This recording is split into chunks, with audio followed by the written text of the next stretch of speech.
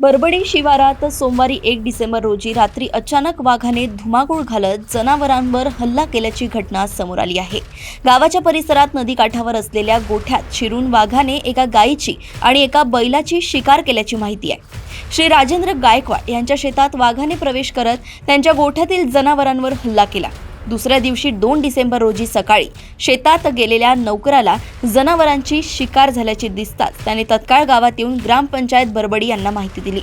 ग्रामसचिवांनी जंगल खात्यास माहिती दिल्यानंतर वन विभागाच्या पथकाने घटनास्थळी भेट देत पाहणी केली। ठिकाणी आढळलेल्या खुणांवरून हा हल्ला वाघानेच केल्याचं स्पष्ट झालंय। घटनेनंतर परिसरात भीतीचे वातावरण निर्माण झालंय। सध्या शिवारात कापसाचे वेध सुरू असून मजूर वाघाच्या दहशतीमुळे शेतात जाण्यास तयार नाही, त्यामुळे शेती काम ठप्प होण्याची शक्यता आहे। परिस्थिती गांभीर्याची असल्याने गावात दवंडी देऊन सतर्कता सूचना देण्यात आल्या आहेत। ग्रामस्थांनी वन विभागाकडे परिसरात तातडीने बंदोबस्त वाढवण्याची, पिंजरे लावण्याची आणि वाघाला सुरक्षितरित्या पकडण्याची मागणी केली आहे।